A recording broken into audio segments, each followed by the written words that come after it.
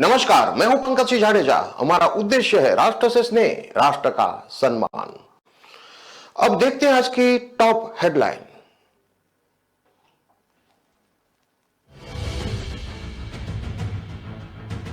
BPSC office पर प्रदर्शन जारी, पेपर लीक की सीबीआई जांच की मांग। कैंडिडेट बोले पीटी का संशोधित रिजल्ट जारी हो, परीक्षा नियंत्रक को हटाया जाए।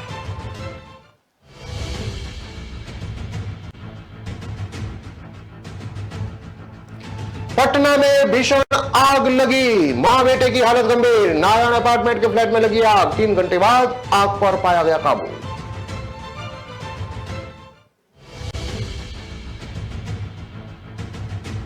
जयपुर में कांग्रेस नेता की बेटी का किडनैप, फोन किया, पापा लड़का पीछा कर रहे हैं, जल्दी आ जाओ। एयरपोर्ट रोड पर मिली स्कूटी।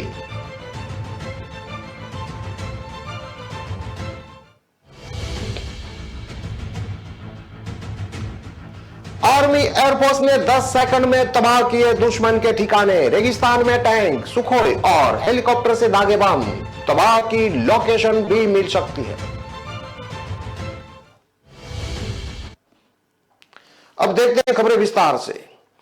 पटना में बीपीएससी ऑफिस के बाहर कैंडिडेट का गुस्सा फूट पड़ा। कैंडिडेट हाथों में तख्तियां लेकर ऑफिस के बाहर प्रदर्शन कर रहे हैं। बीपीएससी के खिलाफ नारेबाजी की जा रही है। कैंडिडेट की मांग है कि पेपर लीक की सीबीआई जांच की जाए, पीटी का संशोधित रिजल्ट जारी हो, इसके साथ ही परीक्षा नियंत्रक को भी हटाया जाए। सवाल यह है कि यह पिछली कई पीटी परीक्षाओं में लगातार दिख रहा है कि सही से 150 सवाल भी बीपीएससी नहीं पूछ पा रही। आपत्ति के बाद कई प्रश्नों के उत्तर बदलने पड़ रहे हैं। अब इसको लेकर आक्रोश बढ़ता जा रहा है। बीपीएससी परीक्षा की तैयारी करने वाले कैंडिडेट्स इसको लेकर काफी गुस्से में हैं। वहीं अभ्यर्थी की संख्या को देखते हुए प्रशासन द्वारा पर्याप्त संख्या में सुरक्षा बल तैनात कर दिए हैं। सुरक्षा कर्मियों ने बीपीएससी का मुख्य गेट बंद करके वहां पर पुलिस की चौकसी कर दी है।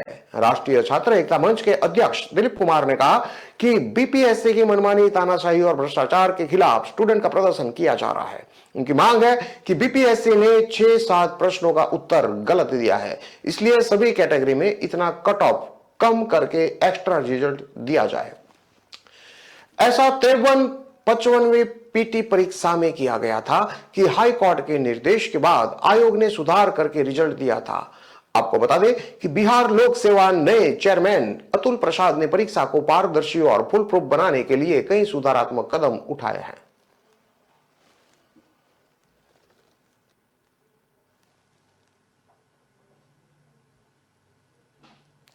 पटना के खाजपुरा स्थित मयूर विहार कॉलोनी में भीषण आग लग गई। पूरा मामला मयूर विहार कॉलोनी के नारायण अपार्टमेंट के फ्लैट नंबर 201 में शाम को करीब 6 बजे हुआ। बताया जा रहा है कि आग गैस के लीक होने के कारण लगी। आग को बुझाने में दमकल की छोटी बड़ी 6 गाड़ियां लग रही। तकरीबन 3 घंटे की कड़ी मशक्कत के बाद आग को बुझाया जा सका। फ्लैट में मौजूद पायल देवी और उनका बेटा आंख बुरी तरह झुलस गए। वहीं आनंद फानन में दोनों को पास के ही रॉयल हॉस्पिटल लाया गया, जहां प्राथमिक उपचार के बाद दोनों को हॉस्पिटल भेज दिया गया, जहां दोनों की हालत नाजुक बनी हुई है। वहीं आग बुझाने के बाद घर की स्थिति भी भयावह थी। पूरे घर में सिर्फ जला हुआ सामान और राख छोड़कर कुछ भी नहीं बचा हुआ था, लेकिन किचन में बहुत कुछ नहीं जला हुआ था। गैस सिलेंडर भी सही सलामत था। ऐसे में सवाल यह उठता है कि गैस सिलेंडर ब्लास्ट से आग और धमाके की बात सामने आ रही थी। पूरे फ्लैट का सारा सामान राख हो गया था।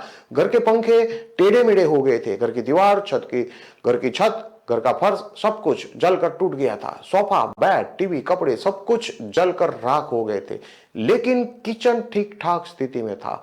गैस सिलेंडर भी सही सलामत था। आग खाजपुरा के नारायणी अपार्टमेंट के फ्लैट नंबर 201 में लगी थी। यह फ्लैट पटना सचिवालय कर्मी अमित कुमार की है। इस फ्लैट में अमित कुमार, उनकी पत्नी पायल देवी और उनका बेटा आंख रहते हैं।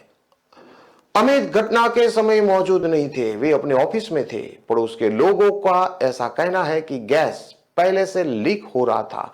मां पायल ने अपने बेटे आरव के लिए मैगी बनाने के लिए जैसे ही गैस को जलाया, पूरे घर में गैस के भर जाने से एक साथ भयंकर आग लग गई। लोगों ने बताया कि आग सिलेंडर में लग गई, जिसके बाद एक जोरदार ब्लास्ट हुआ। इसी बीच आसपास के लोगों ने घर में बुरी तरीके से झुलस चुके पायल और आरओ को किसी तरह बाहर निकाला और अस्पताल पहुंचाया, लेकिन गैस सिलेंडर के सही सलामत रहने और किचन में मामूली नुकसान होने से कई तरह के सवाल उठने लगे हैं।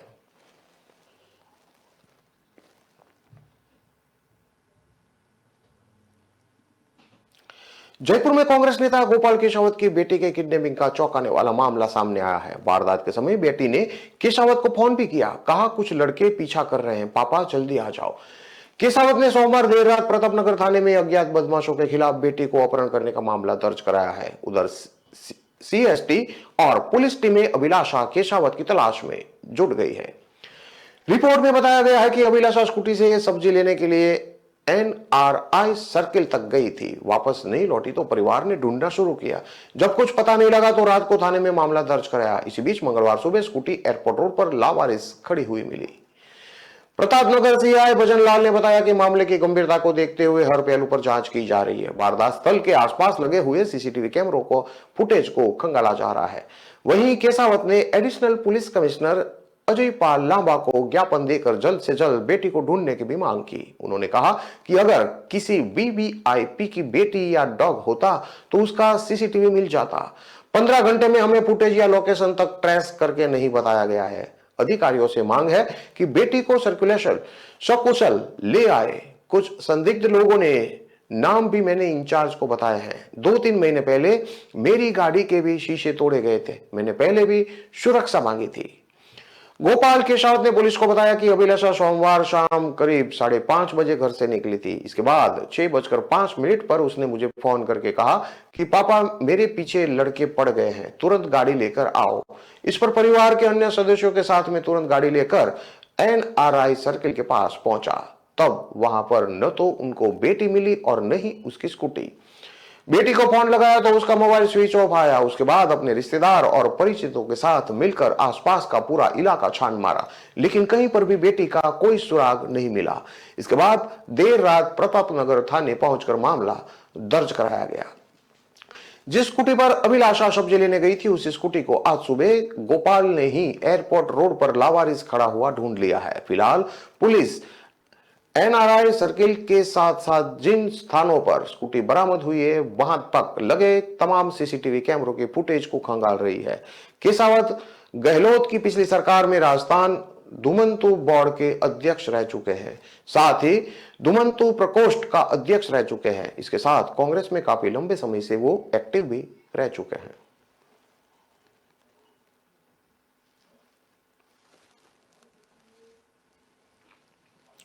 राजस्थान के रेत के गोरों में दुश्मन छिपा तो उसे उड़ाने में इंडियन आर्मी और एयरफोर्स को 10 सेकंड से भी ज्यादा समय नहीं लगा।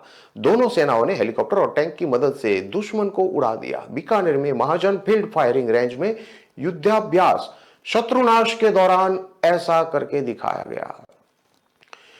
युद्धाभ्यास के दौरान लोग कुछ समझते उससे पहले ही टारगेट को धमाके से उड़ा दिया गया। मिट्टी का गुबार आसमान से छूने लगा। इसी दौरान भारतीय सेना और एयरफोर्स का शानदार कॉम्बिनेशन देखने के लिए लोग यहां उमड़ पड़े थे। भारतीय सेना ने टैंक T-72, T-90 भीष्म और भारत के स्वदेशी ब्रज के 9 का शानदार उपयोग किया।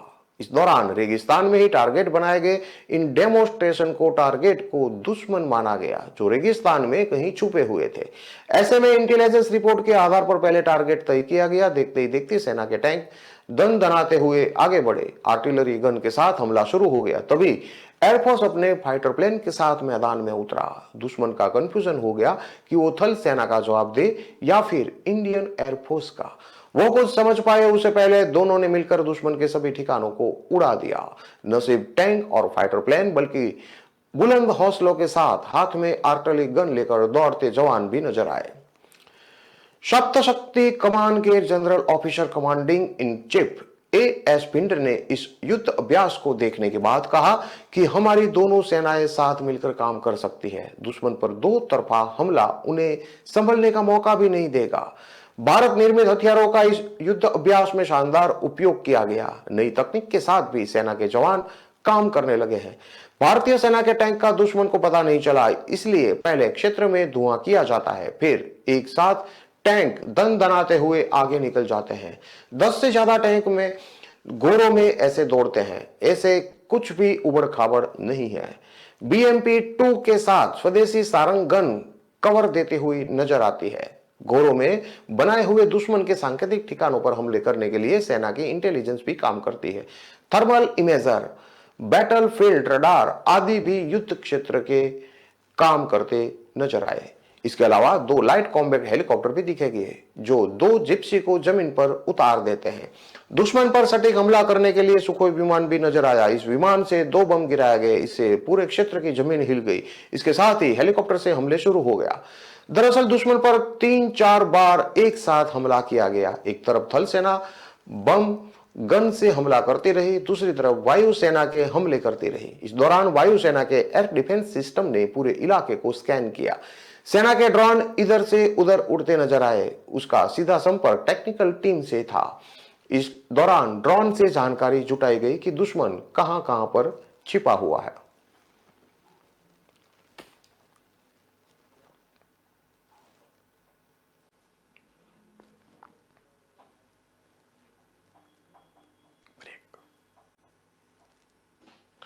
खबरों में लेते हैं अब एक छोटा सा विराम।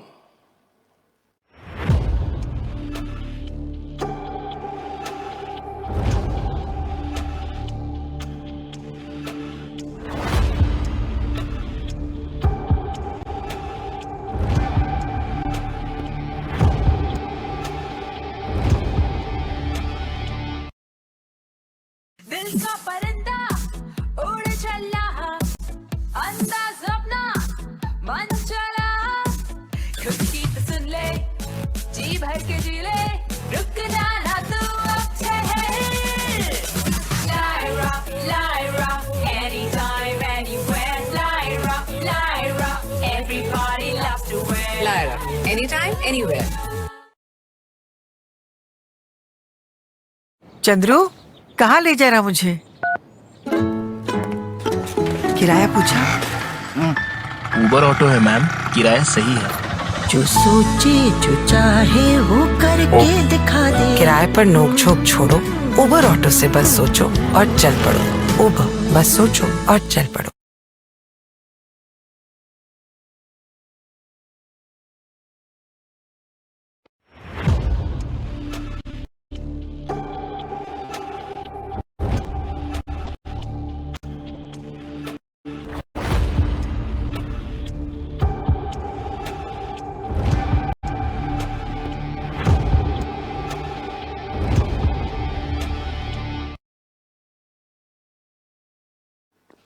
विराम के बाद एक बार फिर से आपका स्वागत है। अब देखते हैं आगे की और खबरें। जयपुर में बिजनेसमैन के खुद को गोली मारकर खुदकुशी मामले में 5 दिन बाद अब एक सुसाइड नोट सामने आया है। सोने चांदी का बिजनेस करने वाले कारोबारी ने लिखा कि मैं मनमोहन सोनी आत्महत्या कर रहा हूं। इसके जिम्मेवार सत्यार्थ तिवारी, अनी भारद्वाज और लोकराज पारिक है। इन्होंने मुझे बर्बाद कर दिया। मनमोहन को जान देने पर मजबूर करने वाले ये किरदार वही है जो ब्याज पर फाइनेंस का धंधा चला। मनमोहन का बुलियन कारोबार अच्छा खासा चल रहा था। इन आरोपियों को मनमोहन की हैसियत का पता था, इसलिए उन्होंने इन्वेस्ट कराने के लिए मनमोहन को अपने झांसे में ले लिया। उनकी बातों में आकर मनमोहन अपना घर, पत्नी, मां के गहने, अपनी लग्जरी गाड़ियां बेचते चले गए और 6.5 करोड़ से ज्यादा रुपये लगा दिए। कोरोना काल में लोगों ने किस्तें देनी बंद कर दी और मनमोहन के पैसे फंस गए। बैंकों का कर्ज बढ़ गया, घर परिवार चलाना मुश्किल हो गया। पैसे वापस मांगने पर आरोपी धमकी देते, नतीजा मनमोहन हर तरफ से घिरते गए। इसके बाद क्या हुआ वो जग जाहिर है। इस बुधवार को मनमोहन ने शास्त्रीनगर स्थित अपने घर पर ही अपनी लाइसेंसी रिवॉल्वर से खुद को गोली मार ली। उस वक्त घर में पत्नी नीतू सोनी, बेटा यश और मां और छोटे भाई रोहित सोनी की पत्नी मौजूद थी। फायरिंग की आवाज सुनकर परिजन कमरे में पहुंचे तो वह लहूलुहान पड़े थे। फौरन उन्हें कांवटिया हॉस्पिटल लेकर पहुंचे, लेकिन तब तक बहुत देर हो चुकी थी। अब परिजनों ने जब उनका कमरा खोला तो कारोबारी के पर्स में सुसाइड नोट रखा मिला। इसमें उन्होंने बताया कि उसे 3 लोगों से करोड़ों रुपए लेने हैं। इस बीच उनके बेटे ने आरोप लगाया है कि पुलिस उनकी मदद नहीं कर रही है। उन्होंने चिट्ठी में लिखा था कि मैं मनमोहन सोनी आत्महत्या कर रहा हूं। इसका जिम्मेवार सत्यार्थ तिवारी, अनी भारद्वाज और लोकराज पारिक है। उन्होंने मुझे बर्बाद कर दिया है। मेरा मकान और गहने सब बिक गए हैं। मैंने इनके चेक भी लगाए, लेकिन कोई कार्यवाही नहीं होने देते थे। सत्यार्थ तिवारी के पिताजी मुझे कोर्ट में भी धमकी देते हैं। सत्यार्थ तिवारी से मुझे 6 करोड़, लोकराज से 21 लाख और अनी भारद्वाज से 60 लाख रुपये लेने हैं। मैं जीवन से संघर्ष हार गया। मेरी माँ, पत्नी, भाई और बच्चे का दुख देखा नहीं जाता। अब मुझ में हिम्मत नहीं बची है। मेरे बच्चों, मुझे माफ करना, हिम्मत से काम लेना। मैं तुम्हारे लिए कुछ नहीं कर पाया। सब सत्यार्थ तिवारी खा गया। बच्चों, मेरा दुख मत करना, तुम सब हिम्मत रखना भाई। घटना के दिन भी पुलिस और एफएसएल ने उनके पिता के रूम को अच्छी तरह से चेक किया था, तब उन्हें किसी तरह का सुसाइड नोट नहीं मिला। 5 दिनों तक रूम बंद रहा। रविवार को फिर रूम को खोला गया तो इस दौरान यश को पिता के पर्स में एक सुसाइड नोट मिला। इसमें मनमोहन सोनी ने साफ साफ अपनी परेशानी और किन लोगों ने उन्हें परेशान किया उनका जिक्र किया हुआ है। एसपी शास्त्री नगर महेंद्र कुमार गुप्ता ने बताया कि सोनी परिवार ने कल सुसाइड नोट दिया है। अभी तक पुलिस 3 आरोपियों को गिरफ्तार कर चुकी है। अनी भारद्वाज की तलाश में टीमें लगा ही दी गई है, उसे भी जल्द गिरफ्तार किया जाएगा। सुसाइड नोट से केस में कोई खास फर्क नहीं पकड़ने वाला, क्योंकि पूर्व में ही सुसाइड नोट में लिखी हुई बातें सामने आ चुकी है। आपको बता दें कि मनमोहन ने सुसाइड से पहले एक वीडियो भी बनाया था। इसमें भी उन्होंने आरोपियों के साथ पैसों के लेन देन के विवाद का जिक्र किया था। वहीं शास्त्रीनगर थाना के एएसआई लक्ष्मण सिंह ने बताया कि मनमोहन सोनी आरपीए के सामने स्वर्णकार कॉलोनी में रहते थे। घटना के बाद गुरुवार को पुलिस ने रिटायर्ड पुलिस अफसर रमेश चंद्र तिवारी, उनके बेटे सत्यार्थ तिवारी, अन्य एक व्यक्ति लोकपाल पारिक को गिरफ्तार कर लिया है। ये तीनों ब्याज फाइनेंस और लोन का काम करते हैं।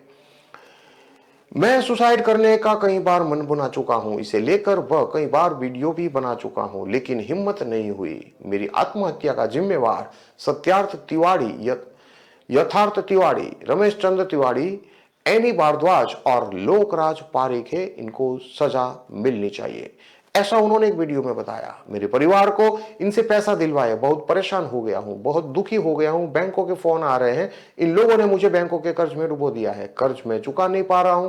ये मेरा लेटेस्ट वीडियो है, ऐसा उन्होंने कहा था। इससे पहले के 2 और वीडियो में भी है। हिम्मत नहीं जुटा पाया था आत्महत्या करने की। मेरी LIC में एक पॉलिसी है, उसका क्लेम भी दिलवा दिया जाए, जिससे मेरे घर वालों का सहायता मिल सके। प्लीज रिक्वेस्ट है समाज के लोगों से, मेरे घर वालों से रिक्वेस्ट है कि परेशान मत होना, दुखी मत होना। समाज में बड़े बड़े लोगों से भी अपील है कि वह मेरे परिवार को न्याय दिलवाने में मदद करे। मनमोहन सोनी तीनों आरोपियों को पहले से जानते थे। उन्हें पता था कि लोन के बदले काफी ब्याज देते हैं। इसी वजह से उन्होंने आरोपियों को 6.5 करोड़ रुपए इन्वेस्टमेंट के लिए दे दिए थे। इस बीच कोरोना आ गया और लोगों ने किस्तें देनी बंद कर दी। मनमोहन के करोड़ों रुपए डूबने लगे तो उन्होंने आरोपियों से लौटाने की बात कही।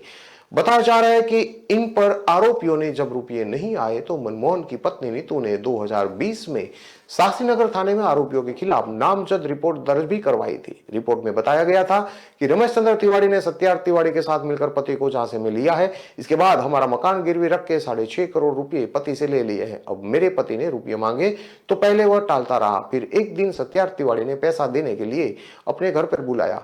इस दौरान रमेश चंद्र तिवारी भी मौजूद थे। उन्होंने मेरे पति के साथ अभद्र व्यवहार किया, धमकाया, दोबारा रुपये मांगे तो अच्छा नहीं होगा। रिपोर्ट में नीतू ने डॉक्टर अर्जुना चौधरी समेत अन्य लोगों पर भी धमकाने का आरोप लगाया है।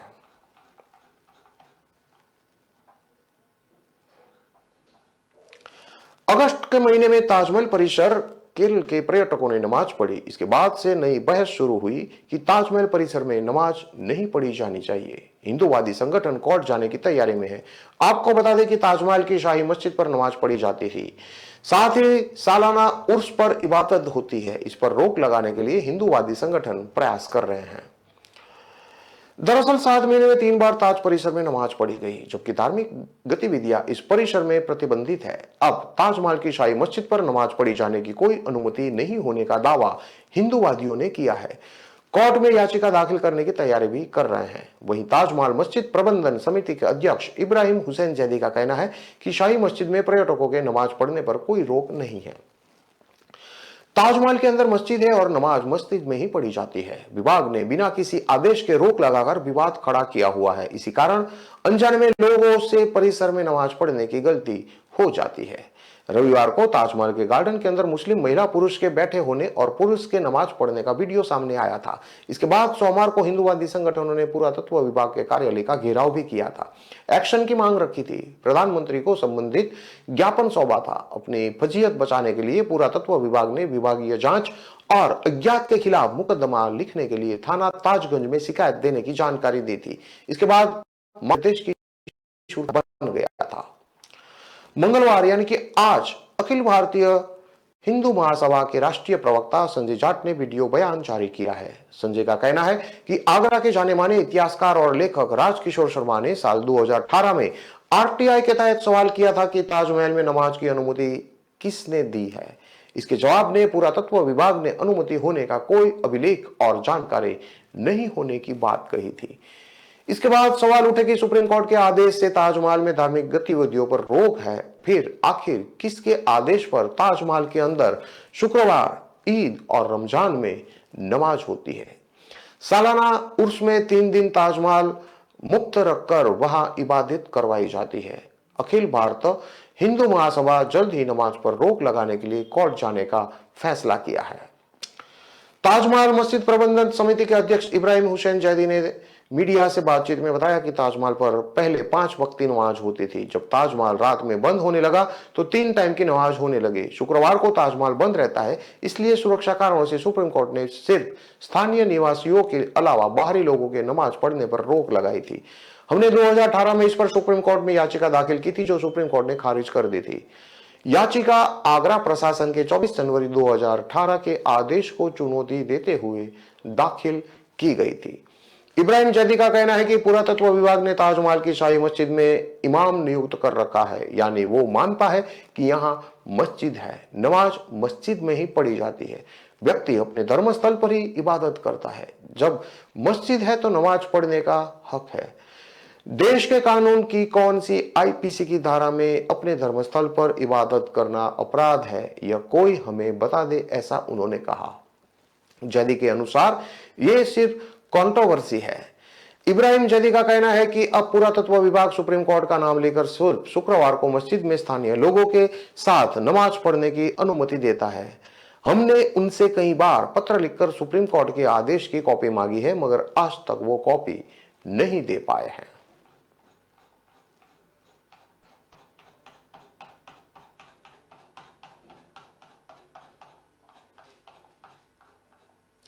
भारतीय पुरातत्व सर्वेक्षण यानी कि एएसआई ने आशंका जताई है कि वाराणसी के ज्ञानवापी परिसर में मिली शिवलिंग जैसी संरचना की कार्बन डेटिंग कराना ठीक नहीं होगा।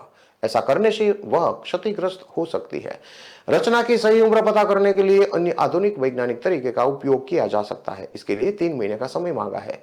केस की अगली सुनवाई 30 नवंबर को होगी। ज्ञानवापी केस की सोमवार को जस्टिस जे मुनीर सुनवाई कर रहे थे। उन्होंने कहा कि संबंधित संरचना को किसी भी तरह के नुकसान से बचाना होगा, ऐसी आशंका खत्म की जाए। कोर्ट ने पूछा कि कार्बन डेटिंग न करने की बात किस आधार पर। जस्टिस जे मुनीर ने एएसआई से पूछा कि कार्बन डेटिंग न करने की बात किन आधार पर कही जा रही है। इन पर एएसआई के अधिवक्ता मनोज सिंह ने कहा कि संरचना को कार्बन डेटिंग से हो सकने वाले नुकसान का यह शुरुआती अनुमान है। एएसआई शिवलिंग जैसी मिली आकृति की उम्र का पता लगाने के लिए सही तकनीक पर विचार कर रही है। जल्द ही इस पर विस्तृत रिपोर्ट हाईकोर्ट में सौंपी जाएगी। गवाही के आधार पर तय नहीं हो सकती संरचना की आयु, इसलिए हाईकोर्ट हिंदू पक्ष के वकील विष्णु शंकर जैन ने कोर्ट से पूछा कि क्या शिवलिंग जैसी आकृति को नुकसान पहुंचाए बिना ये बात हो सकती है। इस पर हाईकोर्ट ने सुनवाई के दौरान कहा कि आशंका यह भी है कि कार्बन डेटिंग से संरचना को क्षति हो सकती है। संरचना कितनी पुरानी है इसे गवाही के आधार पर तय नहीं किया जा सकता, लिहाजा बिना नुकसान पहुंचाए उसकी आयु निर्धारण किया जाना जरूरी है।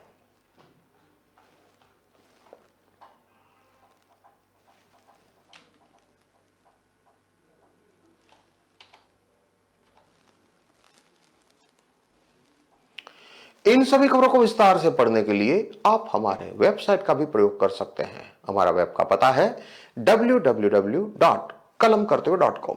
हमारी कलम ही हमारा कर्तव्य है के उद्देश्य के साथ खबरों को आप राष्ट्र प्रथम के साथ देखते रहिए। नमस्कार।